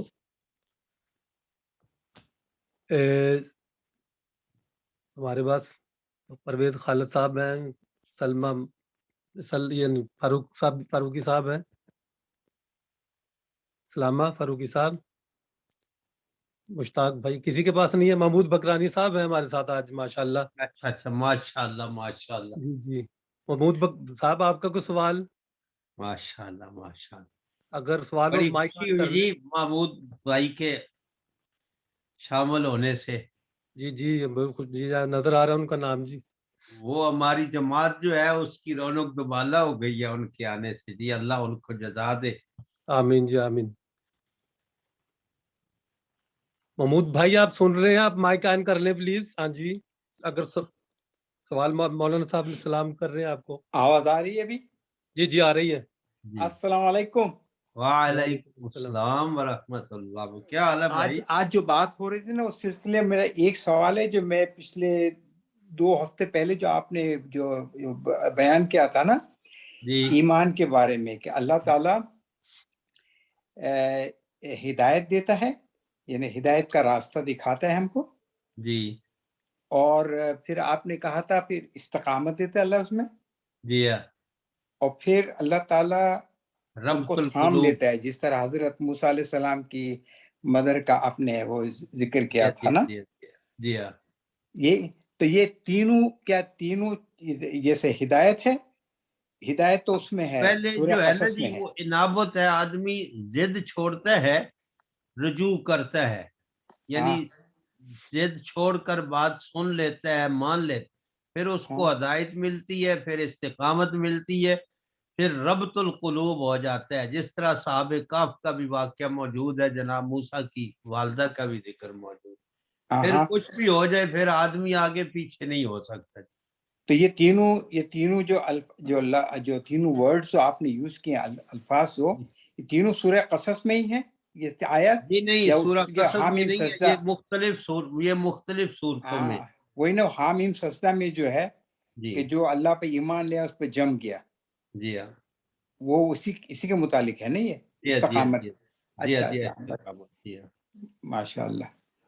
اچھا ابھی اب جب یہ وراثت وغیرہ کی بات ہو رہی ہے، وراثت کے بارے میں ایک سوال کر سکتا ہوں میں؟ جی فرمائیں. وہ سوال یہ ہے جنرل کہ مثال کے طور پر ہم لوگ یورپ میں رہتے ہیں نا، جی اب یورپ میں جیسے بہت سے لوگ اپنا مکان بناتے ہیں یہاں پر، جی جی اور جب مکان بناتے ہیں تو شروع میں وہ کیا کرتے ہیں کہ میاں اور جو شوہر ہوتا ہے، جی مکان تو وہ بناتا ہے لیکن بیوی کا نام رکھ دیتا ہے ساتھ میں، جی وہ اس ٹیکس کی وجہ سے. دوسرا یہ ہوتا ہے کہ بعد میں وراثت کا ان کو پتہ نہیں ہوتا نا، اولادوں کو وراثت وہ اس وقت تو فکس نہیں ہوتا ہے. جی اب جی سوال یہ پیدا ہوتا ہے کہ اگر شوہر کا انتقال ہو جائے، جی بچے بھی ہیں، جی اگر اب وراثت کا حصہ کیسے ہوگا؟ وہ اگر بیوی کہے کہ نہیں کیونکہ مکان ہم دونوں کے نام کا تھا تو آدھا تو پہلے سے میرا تھا، جی اسی طرح ہوگا؟ نہیں، اگر شوہر نے پہلے بیوی کو دیا ہوا ہے آدھا جی، تو وہ تو اس کی پھر مالک ہو گئی نا جی. وہ آدھا دیا نہیں تھا، وہ تو وہ جب مکان بنایا تھا اس نے دونوں کا نام لگا دیا تھا اس میں. جی پھر اگر نیت یہ تھی کہ اس کو دے دیا ہے، بیوی کا تو حصہ ہے، ہمیں کیسے پتہ چلے گا اس نے دیا تھا؟ یہ تو آپ کی نیت پہ ہے نا جی، ارادے اچھا پہ ہے نا جی. اچھا اگر وہ بعد شخص آپ نے جو ہے وہ ٹیکس بچانے کے لیے جو ہے یہ ایسا کیا ہے تو پھر اور بات ہے، لیکن عموماً ایسا ہی ہوتا ہے کہ جب آدھا آپ اس کے نام پہ لگوا دیتے ہیں تو وہ سمجھتی ہے کہ آدھے کی میں مالک ہوں، یہ آدھا مکان مجھے مل گیا ہے. ہاں جی ہاں. اچھا یہ تو پہلے سے زندگی میں جو ہے اس کو مال آپ کی طرف سے یا کسی شوہر کی طرف سے مل جاتا ہے نا جی، ہاں اس لیے پہلے سے وہ اس کی مالک ہو جاتی ہے. ہاں لیکن اس کے لیے گواہ ہونا چاہیے نا؟ جی ہاں گواہ، یہ تو اب اخلاقی معاملہ ہے نا جی، جب بیوی کو اس طرح کو دیتا ہے تو کون گواہ بناتا ہے جی. ہاں جی کیونکہ پھر اولاد کا جب وراثت کا مسئلہ ہوتا ہے تو اولاد جب مانگتی ہے، اولاد کو تو پھر وہی ملے گا نا جی، اسی وراثت سے حصہ جو والد کے نام ہے جی. ہاں ہاں جو بیوی کے نام ہے وہ تو بیوی کو خاص شوہر نے دیا ہے، جیسے بھی دیا ہے وہ ہاں تو اس کی مالک ہے نا جی. اچھا چلو ٹھیک ہے. جب بیوی اگر سیانی سمجھدار ہو تو اس کو سمجھایا جائے، یہ اخلاقی مسئلہ پھر بن جاتا ہے نا جی کہ اب تو اس کی مالک نہیں ہے اور اس مصلحت کے تحت جو ہے یہ تیرے نام آدھا ہے، ورنہ اس کا حقیقی مالک میں ہی ہوں، تو پھر وہ وراثت پوری تقسیم ہوگی بچوں میں، بیوی میں. اوکے جزاک اللہ. جی اصغر بھائی چلا بھی مجھے پتا چل گیا، مجھے پتا نہیں تھا کون سا بٹن دباتے ہیں. اچھا ٹھیک ہے محمود بھائی، ٹھیک ہے اس لیے میں سوال نہیں کرتا تھا. اچھا ٹھیک جی یہ جو وراثت کا ابھی بات ہوئی ہے اس میں دو چیزیں ہیں، ہم کس ملک میں رہ رہے ہیں، ہمارا مذہب کیا ہے. بائی لا جب ہم ایک گھر یہاں پہ خریدتے ہیں تو ہم اس ملک کے جو قوانین ہیں اس کے تحت خریدتے ہیں. جو وراثت کا اسلام کے اندر ہے ہم وہ کر سکتے ہیں اگر ہم نے وہ ایک لکھ کے کیا ہو جسے وصیت نامہ ہو. टेस्टामेंट हो, लेकिन अगर पहले दिन हम पता है कि ये मैं बीवी के तौर पे या खामद के तौर पे बगैर अपने पार्टनर के घर नहीं खरीद सकता हूँ और सिर्फ इसलिए कर रहा हूँ कि ये मुझे जो इसके दुनियावी फ़ायदे मिल जाएं, तो मेरे ख्याल में इस्लाम के ऊपर ये सबसे अपने दिल में ये ख़यानत है पहले ही कि हम ये ऐसा कर रहे हैं सिर्फ कागजात पूरे करने के लिए, पहली बात। दूसरी, अगर हमने उसके ऊपर कर लिया है तो गवाह तो रब है वहाँ पे, गवाह वो बैंक है, गवाह वो कंपनी है जिसके साथ हम ये कॉन्ट्रैक्ट कर रहे हैं कि भी हम दोनों इसके बराबर के हिस्सेदार हैं। मुझे पता है कि अगर मैं ये नहीं करूँगा तो मुझे नहीं मिलेगा, और मैं इसलिए कर रहा हूँ कि मुझे मिल जाए। तो मैं किसको धोखा दे रहा हूँ, ये उस बंदे को पता है, रब जानता है, वो बंदा जानता है। भाई लॉ जो है, हमारा मजहब भी ये कहता है कि हम जिस मुल्क के में रहते हैं उसके कवानीन को उसकी पासदारी करें, बशर्ते कि वो इस्लाम के खिलाफ नहीं है। तो ये इस्लाम के खिलाफ नहीं है, और ये जो एक बड़ी सिंपल सी प्रैक्टिस है इस मुल्क में कि इनका जो सोशल निज़ाम है कि वो औरत को मर्द के मरने के बाद और मर्द को औरत के मरने के बाद उसकी जायदाद का हिस्सा 100% जो है ट्रांसफ़र हो जाता है। ऐसा नहीं है जैसे इस्लाम में है 1/8 और बच्चों को, बीवी को, बेटों को और बेटियों को। तो उसके लिए हमें अलग से एक टेस्टामेंट होनी चाहिए। और दूसरा जो बात है कि अगर हम शुरू से ये पता हो कि ये मैं इसलिए ले रहा हूँ कि जी बाद में मैंने इस्लामिक टेस्टामेंट करनी है, ये उस वक्त रब भी गवाह होता है और वो बैंक भी गवाह होता है और बंदे को भी पता होता है मैं क्यों कर रहा हूँ। जी जज़ाकल्लाह जी। अपना अच्छा, इसे आपका सवाल तो नहीं था ना असगर भाई? ये नहीं उन्होंने वजाहत की थी जी। ठीक है। क्योंकि मेरा ये प्रोफेशन है, मैं इस फील्ड में काम करता हूँ, तो मुझे महसूस हुआ कि मैं अपना जो सुन के चुप कर रहा हूँ तो ये भी मेरे लिए बेईमानी होगी कि मैंने सही वो बात नहीं की। सब साथियों से गुजारिश है कि इस सिलसिले के अंदर अगर कोई कानूनी तौर पे कोई पेचीदगी के हिसाब से कोई सवाल हो तो आपसे मामलत ले सकता है। ठीक है जी, ऐसे ही है? जी बिल्कुल ठीक है जनाब, आपका मैसेज अगर यानी कि वो आपकी उसके दिमाग तक पहुंच गया जी। खालिद भाई जी। जी अस्सलाम वालेकुम मौलाना साहब, सारे भाइयों सबको अस्सलाम वालेकुम जी। मैं इस सिलसिले में थोड़ी मेरे पास भी इंफॉर्मेशन है। असल ये मसला है, यहाँ हो या कहीं भी हो, कि बीवी का जब आप नाम लगाते हैं दरअसल वो आप मजबूरी से लगाते हैं, इसलिए कि जब आप कर्जा लेने जाते हैं ना तो वो कहते हैं आपको कि आपको बेशक आप काम करते हैं, बीवी नहीं काम करती, लेकिन वो दोनों का नाम दर्ज करेंगे। ठीक है जी। तो जब वो दोनों का नाम करेंगे तो जाहिर है वो पैसे चाहे खामन दे चाहे बीवी दे, वो तो आधा आधा वैसे हो। एक ये बात है। जो लोग अपने पैसों से खरीदते हैं, मतलब किसी के पास पैसे नगद हैं, €1,00,000 है और वो अपना एक मकान खरीद लेता है, तो वो जैसे चाहे वो अपने नाम लगाए। वो अगर चाहता है कि शुरू से मैं बीवी के नाम नहीं लगाऊंगा तो उसको कोई मजबूर नहीं यहाँ कर सकता उसकी जिंदगी में। तो मेरा ख्याल है कि इस्लामी नुक्ता नजर से भी यही है कि जिंदगी में अगर एक वालिद, उसके 2-3 बच्चे हैं, बेटियां हैं, वो देखता है कि मेरी सारे खिदमत करते हैं, एक मेरी खिदमत करते हैं, दूसरे नहीं करते। तो पाकिस्तान में बहुत सारे ऐसे वाकयात हैं कि वो दूसरों को कोई चीज नहीं देते। हाँ, मरने के बाद जब वो इससे होते हैं, अगर कहीं वो टेस्टामेंट या जो वसीयतनामा नहीं लिखा हुआ तो फिर वो इस्लाम के मुताबिक उसके हिस्से जो है किए जाते हैं। मेरा ख्याल तो ये है। मैंने यहाँ बहुत सारे लोगों को देखा है जिन्होंने मकान खरीदे हुए हैं, तो वो यहाँ बैंक वाले जब आप कर्जा लेते हैं तो वो कहते हैं देखिए आप दोनों के वो नाम जो है ना, वैसे भी आप मकान किराए पे लेने जाएं, मियाँ बीवी है, अगर बेशक बीवी काम नहीं भी करती है तो जो एग्रीमेंट होता है वो दोनों के नाम का होता है, मियाँ का भी और बीवी का भी। तो ये थोड़ी सी मेरे पास इंफॉर्मेशन थी। अगर इसमें कोई गलती हो तो कोई भाई तौसीह भी कर सकते हैं।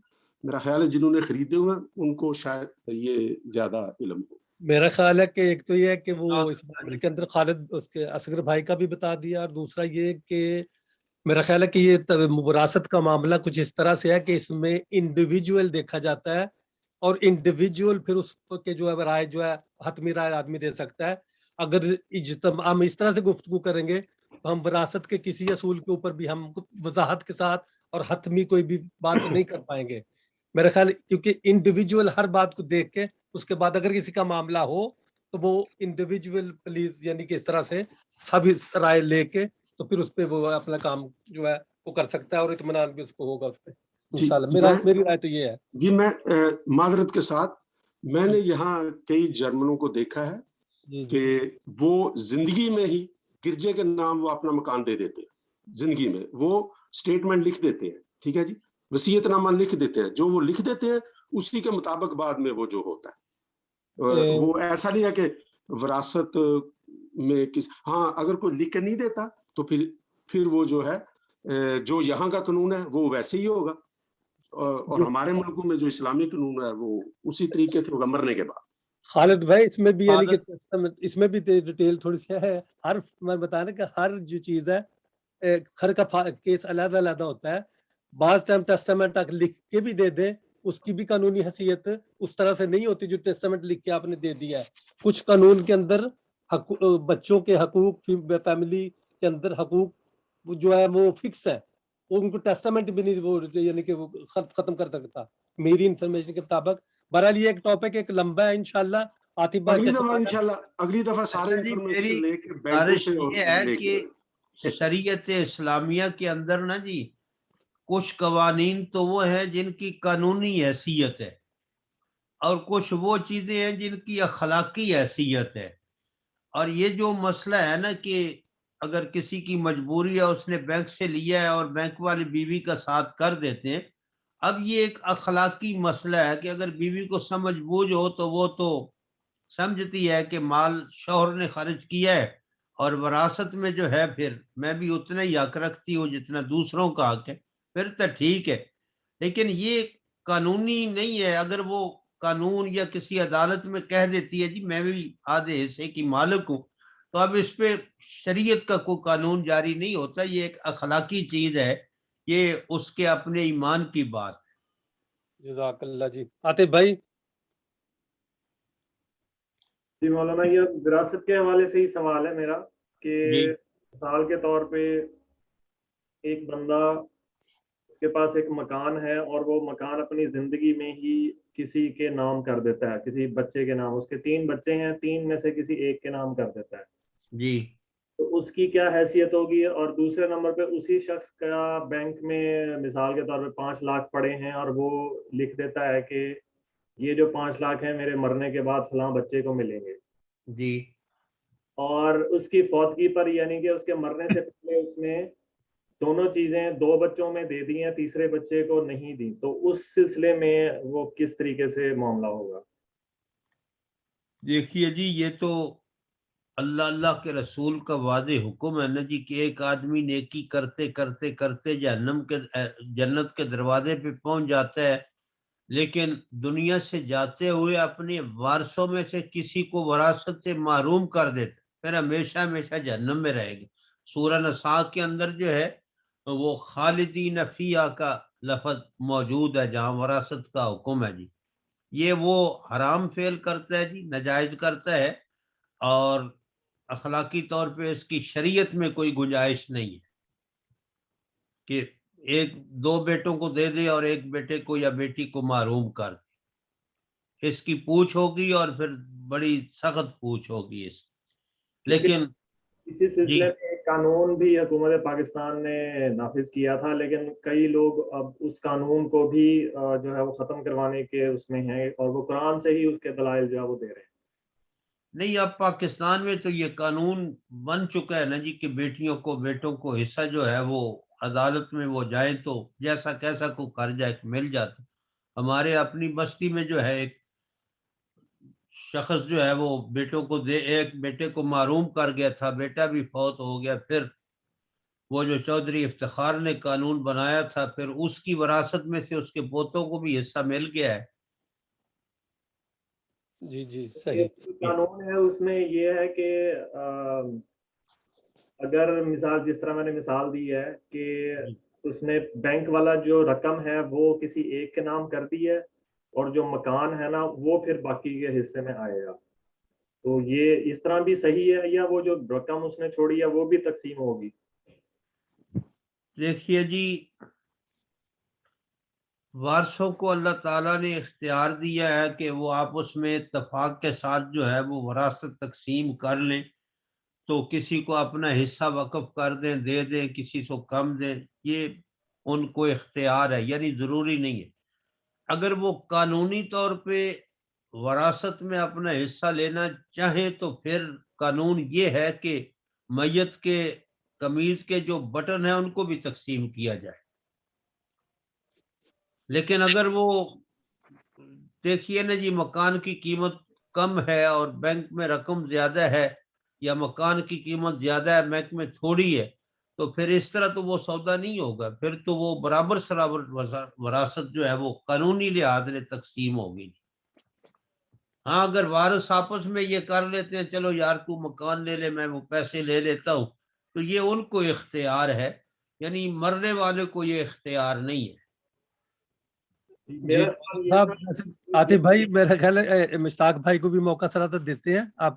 یہ کہ ایک نشست کے اندر یہ معاملہ حل ہونے والا نہیں، اس کو انشاءاللہ تعالیٰ ایک نشست ایسی رکھ لیں گے جس کے اندر یہ ہمارے سارے سوال جو ہیں وہ انشاءاللہ حل کریں گے. اور مشتاق بھائی کچھ سوال کرنا چاہ رہے ہیں معذرت کے ساتھ عاطف بھائی. جی السلام علیکم مولانا، میرا یہ سوال تھا کہ یہ کہہ رہے ہیں نا بار کو وہ وراثت کوئی بندہ اپنا ساری وصیت کر جائے. میرے خیال سے ایک حدیث میں ہے کہ 1/3 سے زیادہ کوئی بندہ اسلام میں بھی وصیت نہیں کر سکتا اپنی وراثت کو.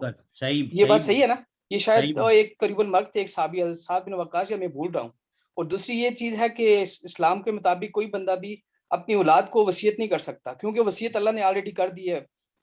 ایک حصہ 2 حصے بیٹے کو اور 1 حصہ بیٹی کو. ایسے ہی ہے. تو یعنی کہ یہ جو ہے کہ پورا مکان دے دینا، وصیت کر دینا، کو یہ تو میں اسلام کے اس کے خلاف ہے کہ 1/3 دے سکتے ہیں ہم کسی کو، اور وہ بھی وارثوں کو نہیں دے سکتے جن کے بارے میں اللہ نے آلریڈی قرآن پاک کے اندر مینشن کر دیا ہے. ہاں اس کے علاوہ کسی اور کو، دوست کو یا کوئی اور نادار اس کو ہم دے سکتے ہیں. کیا صحیح ہے نا؟ یہ ایسے ہی ہے. صحیح ہے. ٹھیک. علی رضا جی بھائی. جی السلام علیکم. میرا بس یہ ایک چھوٹا سا سوال ہے. جیسے کہ ابھی مشتاق بھائی نے بھی کہا کہ بیٹی کا 1 حصہ اور بیٹے کے 2 حصے ہیں، لیکن جرمن قانون کے مطابق جو مرنے والا ہے وہ اگر کوئی وصیت نہیں یا کوئی اپنا ٹیسٹامنٹ نہیں چھوڑتا تو جو تقسیم ہے وہ برابر کی ہوتی ہے بیٹے اور بیٹی میں، یعنی کہ بیٹی کو بھی 1 حصہ ملے گا اور بیٹے کو بھی 1 حصہ ملے گا. تو کیا یہ ایک اسلام کے قوانین کے خلاف نہیں ہے بات؟ یعنی اس میں مرنے والا خلاف ہے نا جی. تو لیکن اگر ہم ایسا نہیں، اگر ایک ٹیسٹامنٹ بندہ لکھ کے جاتا ہے تو جرمن قانون میں وہ اس کے ساتھ ٹکرائے گا نہیں ہے. تو ابھی آپ نے کہا کہ بندہ جس ملک میں رہتا ہے اس قانون کی وہ پاسداری کرنی چاہیے. اگر اسلام کے خلاف نہیں بنتا تو نہیں. اگر دیکھیں نا جی کہ اگر وہ ایسا مجبور ہے کہ اسلام کے قوانین پہ اس ملک میں عمل نہیں کر سکتا تو اس ملک میں رہنا جو ہے اس کے لیے حرام ہے. اس ملک میں آدمی رہ سکتا ہے کہ جس میں اپنے اسلام کے قوانین پہ ان معاملات میں وہ عمل کر سکتا ہے. اب اگر کوئی جرمن میں ہے، برطانیہ میں ہے، اگر وہ اسلام کے قانون کے مطابق اپنی وراثت تقسیم کرنا چاہے تو وہ کر سکتا ہے، اس کے لیے کوئی پابندی نہیں ہے. اور یہ جو ان کے قوانین ہے نا، اس کا مطلب یہ نہیں ہے کہ ہم اپنے ان قوانین جو اسلام کے اور ہمارے دین کے ساتھ تعلق رکھتے ہیں، بلکہ اس سے یہ ہے کہ کوئی ایسا ہی بات نہ کرو جس سے اس ملک میں فساد پیدا ہو. جی بہت شکریہ. اور ویسے بھی اپنا علی بھائی یعنی کہ وصیت آدمی نہیں کرتا تو اس کی اپنی غلطی ہے. ایک حدیث کے مطابق یعنی کہ جب وراثت کا قرآن کے اندر نہیں تھا تو اس کے یہی تھا کہ بھئی آدمی موت سے پہلے یعنی کہ جو ہے اپنی وراثت جو ہے اس کی تیار ہونی چاہیے اس کے پاس. لیکن قرآن میں جب وراثت کے حصے جب آگے تو اس کے بعد پھر شاید اس کی وہ حیثیت نہ ہو. لیکن اگر ہم یہاں پہ رہتے ہیں تو ہم اس حدیث کو اگر فالو کریں کہ اپنی حدیث پہ یہ وراثت جب پتہ ہے ہمیں کہ یہاں پہ ایسا ہو سکتا ہے اور ناانصافی ہو سکتی ہے تو ہم پہلے سے اس کا ٹیسٹامنٹ بنا کے رکھیں تاکہ وہ بچوں کو اس طرح سے اس کے حصے سے محروم یعنی کہ نہ رہیں، اسلامی طریقے سے ان کی تقسیم ہو. اور ویسے ہی پہلے گزارش کیا کہ اگر اس معاملے کے اندر پھر بھی کسی ساتھی کو تھوڑی سی یعنی کہ وہ معاونت کی ضرورت ہے تو اصغر بھائی نے بتایا کہ وہ اس معاملے کے اندر یعنی کہ ان کی انفارمیشن ان کے پاس بہت اچھی موجود ہے، ان سے تفصیلاً گفتگو علیحدہ میں کر کے اپنے یعنی کہ اس مسئلے کا میرا خیال ہے حل کوئی نہ کوئی تلاش کر سکیں گے آپ. ٹھیک ہے جی، بہت شکریہ جی. میرا خیال اصغر بھائی آپ کا سوال ابھی ہے کوئی؟ نہیں سوال نہیں، میں عریض صاحب کو یہ کہنا چاہ رہا تھا ٹھیک کہ ہے، ٹھیک ہے۔ یہ جو ہم بات کر رہے ہیں اپنے وصیت نامہ لکھنے کی، وہ یہی ہے کہ ہم اس ملک کے پاسداری کرنی پڑے گی. جب ہم وہ نہیں کریں گے تو وہ ان کو آدھا آدھا ملے گا. اگر ہم وقت سے پہلے اس کا وصیت نامہ لکھ دیں کہ اکارڈنگ ٹو اسلامک لا میرا بیٹا اس کے 2 حصے، بیٹی کا اور میری خاتون کا جو ہے 8واں حصہ، تو وہ امپلیمنٹ ہوگا، اس کو وہ چیلنج نہیں کریں گے. اس لیے جو وصیت نامہ کا مطلب یہ تھا کہ ہم اپنے مذہب کے مطابق یہ وصیت لکھ دیں، اور اس کے بعد یہ کچھ نہیں کہیں گے جی آپ نے کیوں کیا. اور جو بات مشتاق بھائی نے کی بالکل ٹھیک ہے، ہم یہ کسی کو نہیں دے سکتے اٹھا کے ہاتھ، کسی کو بھی دے دیں. جو اسلام ہمیں الاؤ کرتا ہے اس کے مطابق ہم اپنی وصیت لکھ کے دے دیں کہ بھئی میرے بننے کے بعد یہ جو اسلامی لا کے مطابق نہیں ہوگا. اسلامی لا چونکہ یہاں پہ نہیں ہے تو ہمیں ان کو یہ بتانے کی ضرورت نہیں ہے، ہم کر سکتے ہیں. جی ہم حصے خود سے طے کر لیں گے کہ یہ اتنا بچوں کو ملے گا، اتنا بیٹی کو ملے گا. بالکل یہی اسلامک میں جو لکھا ہے کہ جی اتنے جی حصہ ہم نہیں کہہ سکتے کہ بینک میں کتنا ہے. جیسا مولانا صاحب نے بتایا تو آخری جو اس دن تک اگر اس کی گاڑی میں پیٹرول ہے تو وہ بھی اس کا حصے دار ہیں، اور اس کی گاڑی کے بھی بڑی پیچیدگی میں جائیں تو اسلام جو ہے وہ بڑا ہر چیز ہمیں بتاتا ہے، دکھاتا ہے کہ ہم کیسے اس کو انصاف کے اوپر پورا اتر سکتے ہیں. لیکن اگر ہم بیسک چیزیں بھی کر لیں تو یہ بھی بہت بڑی کامیابی ہے. تو اگر ہم یہ لکھ دیں اس میں وصیت میں کہ میری تمام چھوڑی جائیداد خواہ کسی صورت میں بھی ہو، اس کے میرے بچوں کو، بیٹے کو اتنے پرسنٹ، بیٹی کو اتنا پرسنٹ، بیوی کو اتنا پرسنٹ. اور اگر بیوی پہلے فوت ہو جاتی ہے تو پھر وہی بات ہے، پھر وہ 1/8 بھی چلا گیا. تو یہ ہم اس میں جنرل فارمولا کے طور پہ، نہ کہ اماؤنٹ فکس ہو کہ جی اتنے ملیں گے. اس وقت کیا حالات ہیں، کیا اس کی ویلیو ہے مارکیٹ، اب وہ بچے آپس میں طے کریں گے کہ اس نے کیسے، انہوں نے کون سی چیز لینی ہے. اگر قیمت کم زیادہ تو آپس میں وہ دیتے ہیں یا لیتے ہیں، یہ ان کا جی. بہرحال ماشاءاللہ جس چیز سے یعنی کہ ایک چیز جو ہے وہ سب کے لیے ایک وہ رہنمائی کے طور پر مل گئی ہے کہ اگر ہم چاہتے ہیں کہ اسلام کے مطابق اپنی جائیداد کی جو وراثت اس کی تقسیم ہو تو اس کو، کیونکہ یہاں پہ وہ ٹیسٹامنٹ کے اندر ہی اس کو آپ فیصلہ کر سکتے ہیں کہ اسلام کے مطابق، ورنہ پھر وہ یہاں کے قانون کے مطابق جو ہے پھر تقسیم ہوگی، وہ ہم خود سے پھر زیادتی کریں گے. اور گاہے بگاہے بچوں کو بھی یہ چیز بتا دینی چاہیے کہ اگر کسی وجہ سے آدمی کو کار نہ کرے کہ بچوں کو پتا ہو کہ ہماری تقسیم اس طرح سے ہوگی. تو بہرحال لیکن مشکل ہو جاتا ہے پھر، اگر لکھا نہ ہو تو مشکل ہو جاتا ہے پھر. جی ٹھیک ہے انشاءاللہ. جی اپنا آج کے پھر درس کے حوالے سے مولانا صاحب بہت بہت شکریہ. اللہ تعالیٰ آپ کو جزا دے اور صحت عطا فرمائے. جی اگلی دفعہ پھر انشاءاللہ درس میں ملاقات ہوگی انشاءاللہ. مہربانی جی، بہت بہت شکریہ. تو اس کے بعد انشاءاللہ تعالیٰ آج کافی لمبا ہو گیا، لیکن بہرحال کچھ چند منٹ کے لیے ہمارے علی رضا صاحب کا آج کی ذمہ داری ہے کہ وقت کی پابندی اور وقت کی اہمیت کے حوالے سے قرآن اور حدیث کی روشنی میں انشاءاللہ تعالیٰ